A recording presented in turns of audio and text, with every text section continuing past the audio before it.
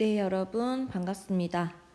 이번 시간에는 지난 시간에 이어서 생물 다양성의 보전이라는 단원 제목으로 간단하고 짧게 수업을 한번 해보도록 하겠습니다.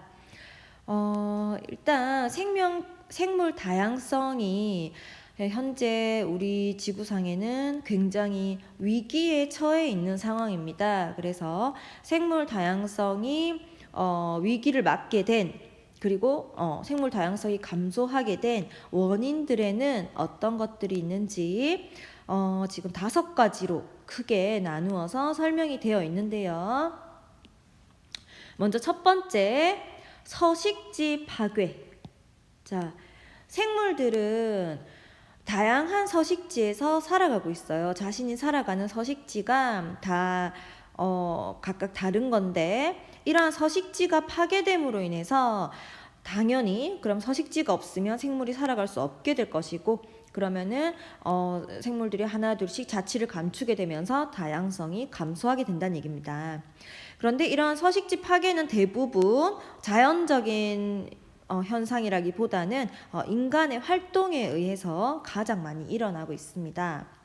그 다음에 서식지 단편화라는 게 있는데요. 자, 서식지 단편화를 잠시 밑에서 이렇게 설명을 한번 해볼게요. 서식지 단편화라는 건 무슨 말이냐면, 이제 서식지가 원래 하나가 크게 있었는데 이 아이들이 쪼개져서 서식지의 면적이 어떻게 되느냐를 나타낸 그림인데요. 지금 여기 보시면은 64헥타르. 자, 보겠습니다. 일단 기존에 1000m 가로 세로 1000m 가로 세로 1000m짜리 면적 땅이 있었는데, 자, 이런 땅에서 살아가는 어떤 생물들을 기준으로 한번 생각을 해보겠습니다. 그럼 여기가 서식지가 되는 거죠.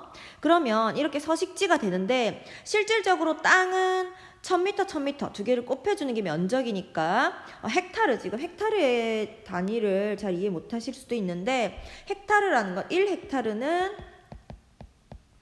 10,000제곱미터 이렇게 봐주시면 돼요. 즉 지금 이 아이로 따지면 원래는 이제 면적으로만 따지면 1000 곱하기 1000 이렇게 되기 때문에 결국 100헥타르가 돼야 됩니다. 그쵸?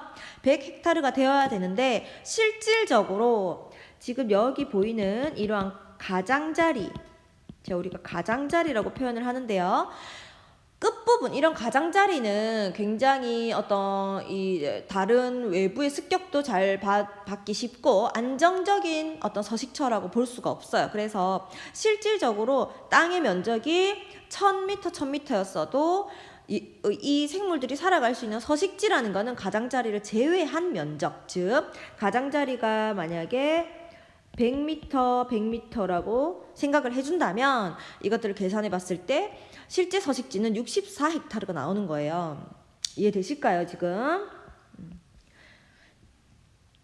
자, 그러면은 원래는 64헥타르 안에 이 생물들이 살아가게 되는데, 만약에 이러한 서식지의 가운데에 십자 형태로 도로나 철도가 놓이게 된다면 어떻게 될까 한번 생각해 보세요.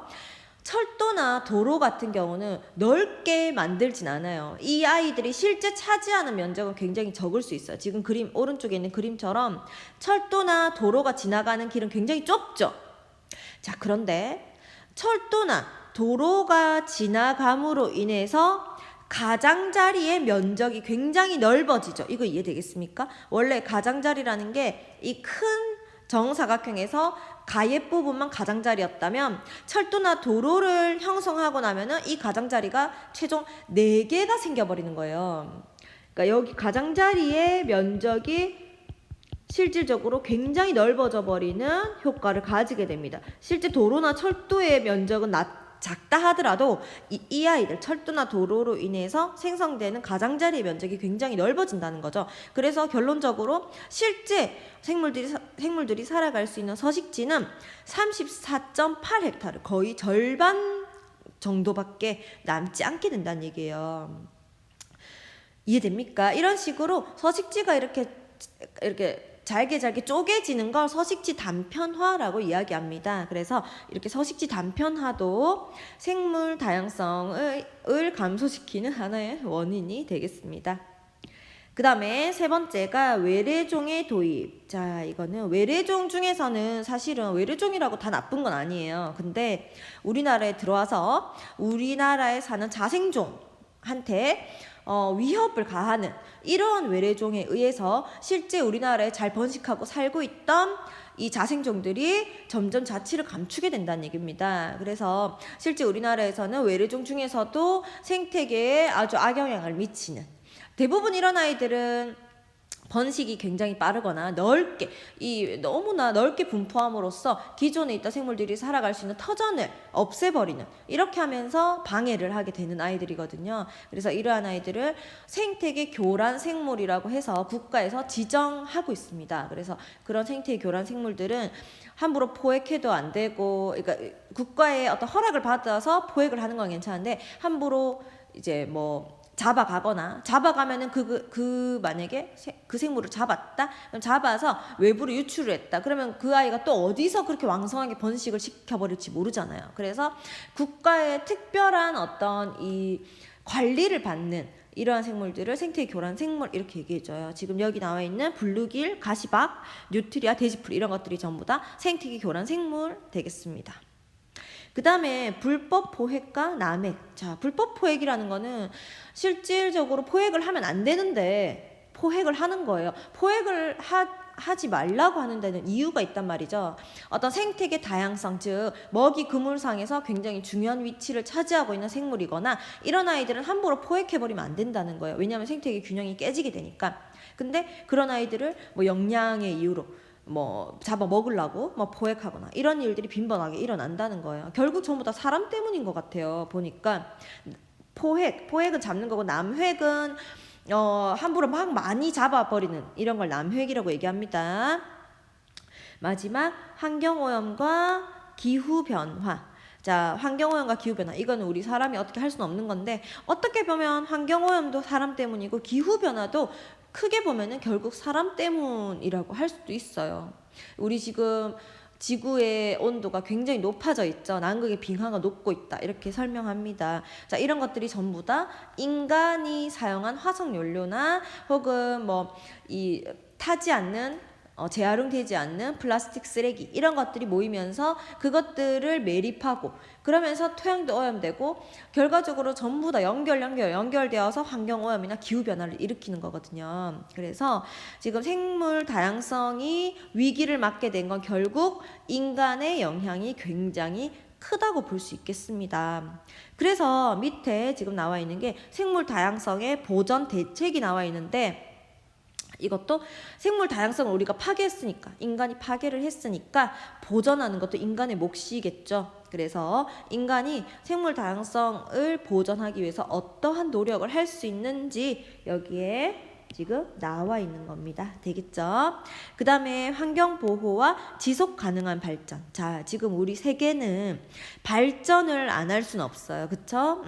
발전을 하되 환경을 파괴하지 않고, 혹은 지속 가능한 발전, 환경을 파괴하지 않고 조화를 이루어서 발전시키는 걸 지속 가능한 발전이라고 표현을 합니다. 그래서 지속 가능한 발전, 이거 표현을 좀 알아주시면 좋겠고요.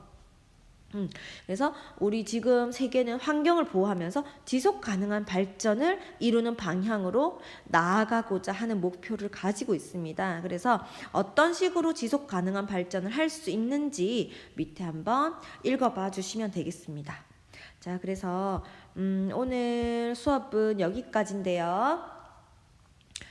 선생님이 1차 시 때 그 과제를 내어줬었는데 굉장히 많이 안 했더라고요. 선생님한테 메일로 보내달라고 했었는데 굉장히 그 메일을 보낸 학생이 적었습니다. 그래서 선생님이 좀 실망스러워요. 그래서 오늘 제시한 퀴즈는 한 사람도 빠짐없이 잘 풀어주시면 좋겠습니다. 수고했습니다.